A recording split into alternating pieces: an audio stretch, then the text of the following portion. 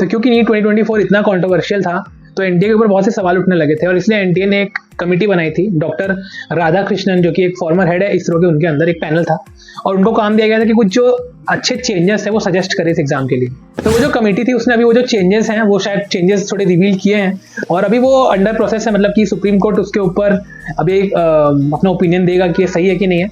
लेकिन वो जो चेंजेस है वो अभी उसके बारे में करके हम लोग बात करते हैं। तो ये कमेटी ने एक हम लोग को ऑप्शन दिया था कि आप अपने ओपिनियंस को भी उन्हें मैसेज कर सकते हैं, ईमेल कर सकते हैं और उसके ऊपर से वो जो उन्हें अच्छा लगेगा उसे वो एक्सेप्ट करेंगे या फिर मल्टीपल ओपिनियंस को मिला के एक अच्छा तरीका ढूंढने के एग्जाम को कंडक्ट करने का। तो मैंने भी एक ईमेल किया था, तो वो किस चीज़ का था वो वीडियो के एंड में बताऊंगा कि मैंने क्या बोला था। लेकिन अभी देखते हैं कि बाकी जो पॉसिबल चेंजेस इस साल होने वाले हैं वो क्या हो सकता है। सबसे पहली चीज़ हो सकती है इस बार एग्जामिनेशन सेंटर पे फिजिकली पेपर कैरी करने के जगह पे ऑनलाइन इलेक्ट्रिकली जो क्वेश्चन पेपर है वो सेंड किए जाएंगे सेंटर से। तो इससे क्या होगा कि जो रास्ते में पेपर लीक हो जाता था वो पेपर लीक कहीं ना कहीं बहुत हद तक रुक सकता है इससे। तो इसमें जो एग्जाम सेंटर्स है उस पर इलेक्ट्रॉनिकली क्वेश्चन पेपर्स भेजे जाएंगे, अनलाइक जो पहले तरीका हुआ करता था। और इसमें पेपर लीक के चांसेस बहुत कम हो जाएंगे क्योंकि कैरी नहीं करना होगा और वो इनक्रिप्टेड रहेगा, तो उसे तब तक खोला नहीं जा सकता जब तक वो एग्जाम स्टार्ट ना हो। तो इसमें लेकिन स्टूडेंट्स को पेन एंड पेपर मोड ही रहेगा, उन्हें OMR अपने पेन से फिल करना पड़ेगा। तो इसलिए इसको एक हाइब्रिड सिस्टम बोला जा रहा है कि पूरी तरह से कंप्यूटर बेस्ड नहीं है लेकिन पूरी तरह से पेपर मोड भी नहीं है। एक और दूसरी पॉसिबिलिटी है कि मल्टी स्टेप एग्जामिनेशन हो सकता है, जैसे कि जेई में होता है वैसे ही शायद नीट में इंट्रोड्यूस किया जा सकता है, जैसे कि नीट मेंस, नीट एडवांस, ऐसा कुछ वो लोग करने पे सोच रहे हैं कि स्टार्टिंग में एग्जाम रखेंगे, उसमें स्टूडेंट्स को फिल्टर करेंगे, फिर अगले एग्जाम में उन्हें रखेंगे। लेकिन इसमें कुछ अच्छे से पता चला नहीं है कि कैसे करेंगे वो लोग, कंप्यूटर बेस्ड रहेगा या फिर पेन पेपर मोड में रहेगा। तो इसके ऊपर अभी और डिटेल्स आना बाकी है, पर ये मुझे एक अच्छा ऑप्शन लग रहा है जो अभी मैल प्रैक्टिस होने के, मतलब जो भी लोगों को लगता है कि यार पेपर लीक वगैरह हो रहा है तो ये डर खत्म हो सकता है इससे, क्योंकि अगर ये पूरा कंप्यूटर बेस्ड रहा तो प्रॉब्लम नहीं होगी। और अगर आपने इसके पहले कोई नीट का अटेम्प्ट दिया हुआ है तो आपने भी नोटिस करी होगी कि जो एग्जाम सेंटर पे बहुत सारे लोग होते हैं जो कि सिक्योरिटी गार्ड होता है या फिर जो हमें चेक करता है, विस्क करता है कि कुछ चिट वगैरह तो नहीं है, ये सारे जो एम्प्लॉयज होते हैं ये एनटीए के एम्प्लॉयज नहीं होते हैं, ये सब उन्होंने रेंट पे लिए हुए कुछ एम्प्लॉयज होते हैं। तो कहीं ना कहीं इनकी क्रेडिबिलिटी पे शक हो सकता है, क्योंकि अगर इसे एनटीए ने हायर किया हो सकता है कोई और भी ने एक्स्ट्रा कुछ पैसे देके कुछ भी कर सकता है, तो वो इनके स्टाफ नहीं होते हैं। तो अभी एनटीए के जो स्टाफ है बहुत कम है पूरे नेशन वाइड, तो एनटीए का फोकस रहेगा कि अपने स्टाफ को बढ़ाना और जो सेंटर्स पे जो उनके एनटीए के असली स्टाफ रहेंगे जो डायरेक्टली एनटीए को रिपोर्ट करेंगे वो ज़्यादा रहे, उससे ये सब जो मेल प्रैक्टिसेस होती है वो बहुत कम हो सकती है। और एनटीए की ये भी कोशिश रहेगी कि जो प्राइवेट सेंटर्स हैं उन्हें थोड़ा कम करे और गवर्नमेंट सेंटर्स पे ज़्यादा एग्जाम लेने का वो लोग कोशिश करें। लेकिन हाँ, ये पॉसिबल नहीं क्योंकि बहुत सारे स्टूडेंट्स हैं, बहुत सारे सेंटर्स होते हैं, तो कहीं ना कहीं जो ट्रस्टेड हैं उन्हीं प्राइवेट इंस्टीट्यूशंस में एग्जाम लिया जाए और बाकी के जो सेंटर्स है वो गवर्नमेंट रन या फिर कुछ ऐसे ही हो।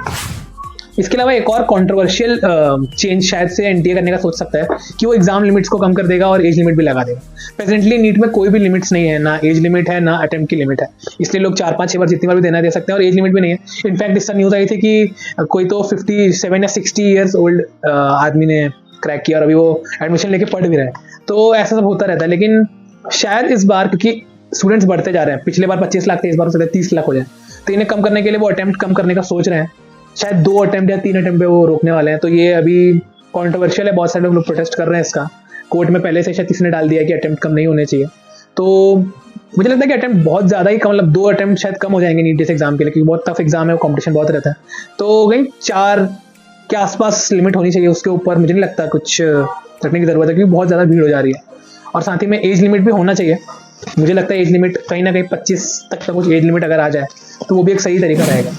जैसा मैंने वीडियो के स्टार्टिंग में बताया था कि मैंने भी वो कमेटी को एक अपना सजेशन लिखा था, वो ओपन टू ऑल था, कोई भी सजेशन लिख सकता था।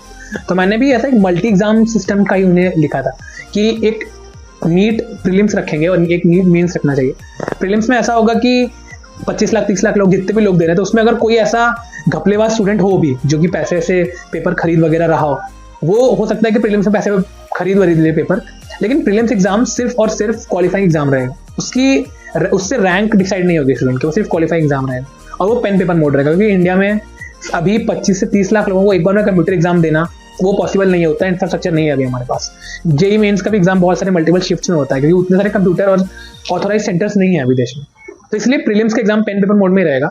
25 लाख लोग जितने भी इसमें बैठेंगे, कोई कुछ मैल प्रैक्टिसेस कर रहा है तो रोकने का पूरा कोशिश रहेगा गवर्नमेंट ऑब्वियसली, लेकिन अगर कोई कुछ कर भी देता है तो इससे वो रैंक में अपना नाम नहीं दर्ज करा पाएगा, क्योंकि इससे रैंक डिसाइड नहीं हो रही है। इसके बाद जो इन्हें क्वालिफाई करेंगे, जैसे कि अराउंड 4-5 लाख को आप क्वालिफाई करवाओ प्रीलिम्स, फिर वो जब मेंस में जाएंगे तो मेंस कंप्यूटर बेस्ड होना चाहिए पूरी तरह से, उसमें बहुत ही कम चांसेस होता है चीटिंग के। पेपर लीक वगैरह हो गया या फिर कुछ कुछ भी हो गया, वो कंप्यूटर बेस्ड टेस्ट में बहुत मुश्किल होता है।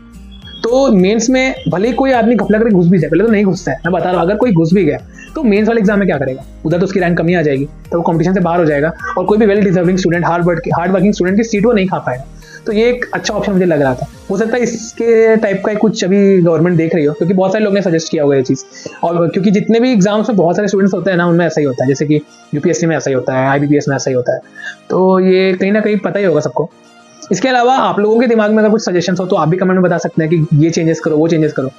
मतलब चेंजेस ऐसे करने हैं हम लोग को कि नीट का जो कंपटीशन है वो थोड़ा कम हो, जो कट ऑफ्स इतनी हाई जा रही हैं वो भी थोड़ी कम हो, और जो चीटिंग के इल्जाम लग रहे हैं वो भी कम हो। तो क्या चेंजेस होने चाहिए, आपको क्या सही लगता है, कमेंट सेक्शन में बताइए। तो ठीक है, थैंक्स फॉर वॉचिंग।